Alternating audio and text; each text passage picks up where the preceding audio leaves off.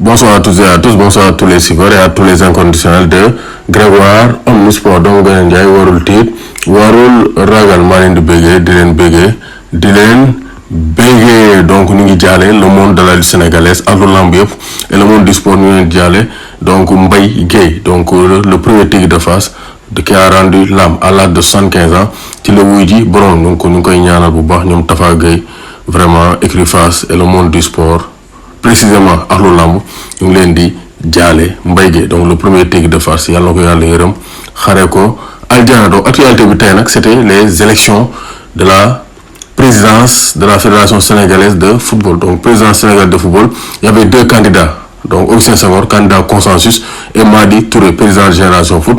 Donc Augustin Senghor réélu pour un quatrième mandat de 4 ans. Donc élu en 2009, 2013 et 2017, il a obtenu 325 voix contre donc 123 voix pour Madi Touré. Donc Madi Touré quand même 123 voix, c'est pas mal. Donc il a réussi vraiment à tenir tête à Augustin Senghor. Mais aujourd'hui, donc nous savons que les dés étaient déjà jetés. Donc on va voir maintenant ce que ça va donner. Donc ce que ça va donner donc par rapport aux prochaines années, aux 4 prochaines années pour Augustin Senghor. En tout cas, li ñaan mooy football Sénégal développé ba lépp lu ñu séntu surtout gagner la Coupe d'Afrique des Nations suñu club bi mën a triompher en Afrique loolu daal la ñuy ñaan et vraiment Augustin Senghor nañu jàppale li lay war a suul ñu dimbali ñu am au moins stade bu baax Sénégal donc ñu xaw ko tuuti sax respecté. Donc ça c'est très clair. Donc le polyvalent défenseur sénégalais Adama donc Dadana Demirspor Joël Khadim Rassoul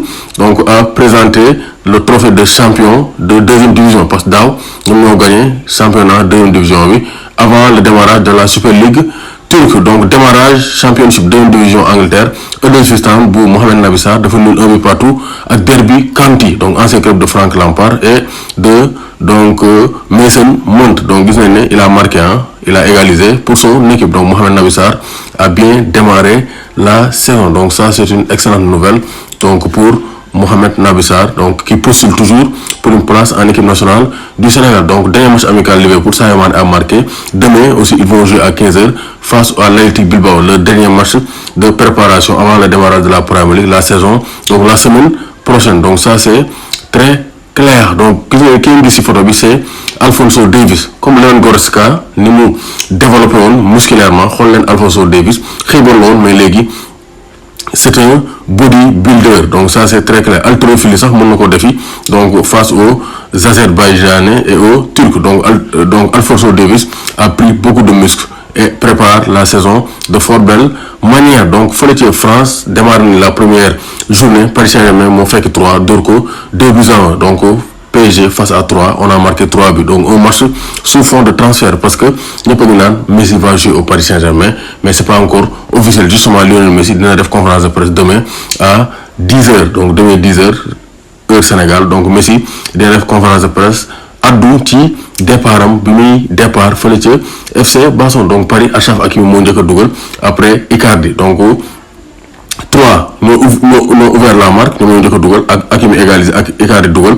Abdou Diallo est titulaire. Gana Gueye moom def na poste di remercier parce que il était atteint de Covid-19 moo tax donc il n'a pas participé à la rencontre. Donc Paris démarre fort mais le club de Lyon n'a pas bien démarré. Donc Pape Cheikh Diop le Sénégalais de Lyon donc moom muy xool ban club la mën a dem mais amul offre parce que Lyon nee na ko on ne veut pas de toi xoolal foo jëm nga dem mais pour l'instant amul offre concrète. Donc Abdoulaye Ndiakhate Ndiaye un autre Sénégalais de Lyon bokkul woon ci feuille de match bi donc il est donc hors course. Donc Lyon dafa nul 1 but partout face à Brest. Donc Monaco bu Sofiane Diop qui a fait un excellent match Ismaël Jacobs dugg na remplaçant ñoom dañoo nul aussi face au FC Nantes donc de Randal Kolo Muani donc 1 but partout. Donc Krépin Diatta ñu bëri ñu ngi naan lu tax Krépin Diatta joué. Donc Krépin Diatta dafa xoon blessé au genou dafa am une légère douleur au genou moo tax ñu écarté ko ñu ménagé ko. Donc l'Atalanta Bergame a prévu une réunion à Londres avec Chelsea pour signer donc Tammy Abraham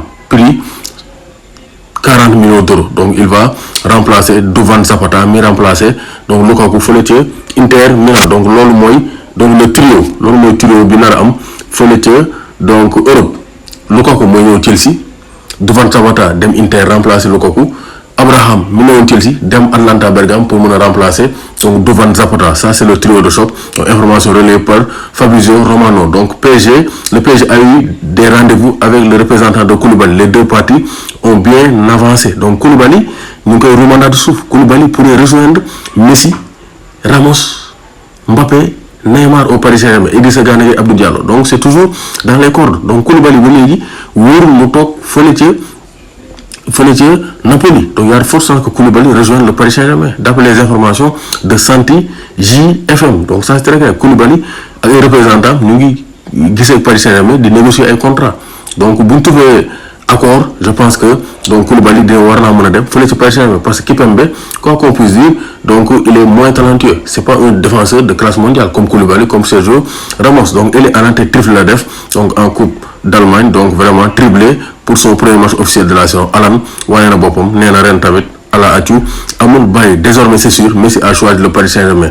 Accord am na l'idée d'une possible officialisation mardi. Donc mardi Paris sax il paraît que dañoo réserver Tour Eiffel pour mën a accueillir Lionel Messi comme ni ñu ko defoon ak Zlatan Ibrahimovic. Donc ça c'est très clair. Donc c'est fait à 99%. Donc 35 millions d'euros par an, contrat de 2 ans plus 1 an supplémentaire. Donc ça c'est très clair. Donc gis nañu aussi Leicester moo doon City Community Shield qui gagne Coupe d'Angleterre, Leicester qui gagne championnat bi. Donc un but de Kelechi Iheanacho qui a marqué contre son club formateur. Donc Leicester gagne là le Community Shield, mooy trophée des champions wala Super Coupe d'Angleterre. Donc Jack Grealish a démarré, donc il a joué son premier match avec Manchester City. Il porte le numéro 10, le numéro de Kun Agüero. Donc Arsenal ñu explorer la piste Bernardo Silva. Parce que Bernardo Silva il va quitter te Pep Guardiola wax na ko nee na il veut partir et 2 ou 3 jours aussi vont partir. Donc ça c'est très clair. Grealish ñëw na yenn joueurs nañ ñëw, donc il faut que mu am ñu dem. Donc Atlético Madrid, Barça, donc ak Arteta aussi ñu ngi ci dossier Bernardo Silva. Donc PSG ñuy travaille pour la séance de Messi, donc pour ne pas compromettre aussi pour que signature de Messi bi bañ a compromettre la prolongation de Mbappé. Donc Mbappé veut rester au Paris Saint-Germain d'après le Parisien, un journal donc parisien. Donc le Parisien moom moo ko wax nee na Mbappé dafa bëgg a toog Paris te ñëw Messi bi du yàq dara prolongation kii di Kylian Mbappé. Donc ça c'est très clair. Donc Manchester United va empocher 4 millions d'euros sur le transfert de Lukaku grâce à une clause intégrée. Donc en 2019 loolu aussi leer na. Donc des avocats missionnés par le clan Messi sont rendus en France pour donc gérer les trucs administratifs, les détails administratifs. Donc Lukaku c'est bouclé, 115 millions d'euros, 12 à 13 millions d'euros par an salaire. David Ornstein wax na ko, Fabrizio Romano wax na ko. Donc Lukaku est officiellement et presque à 99,99% un joueur de donc Chelsea. Retour au bercail pour Lukaku qui a déjà joué sous le maillot de Chelsea. Donc Dani Alves remporte son 43e trophée de sa carrière. C'est le footballeur le plus couronné de l'histoire. Donc vraiment c'est un champion. Coupe du monde rek la gagnewul. Coupe du monde rek la gagnewul avec l'équipe senior parce que gagné na Coupe du monde avec les moins de 20 ans avec ñoom Fernandinho, ñoo gagné ñoom Fernando Torres, ñoom Iniesta en 2003.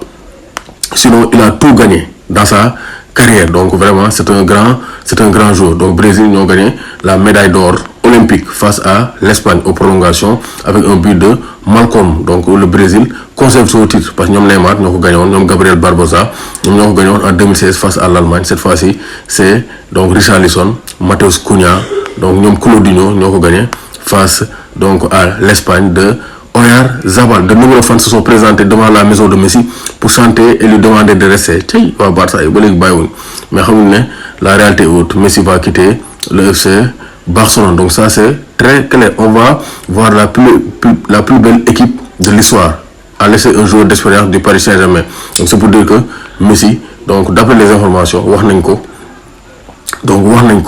waa Paris Saint-Germain seen joueur sax wax nañ leen ko ne leen vraiment Messi va venir jouer sous le maillot du Paris Saint-Germain. Donc vraiment ça sera historique de voir le meilleur joueur de la planète sous le maillot parisien. Doomu Gaynde Njaay warul tiit warul ragal. Amadou Ndiaye a marqué donc lors de la victoire de Mans en national.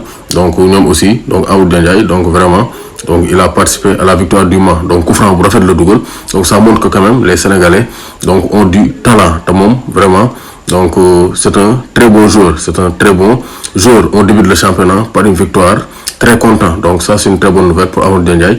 Merci beaucoup pour mon temps de jeu.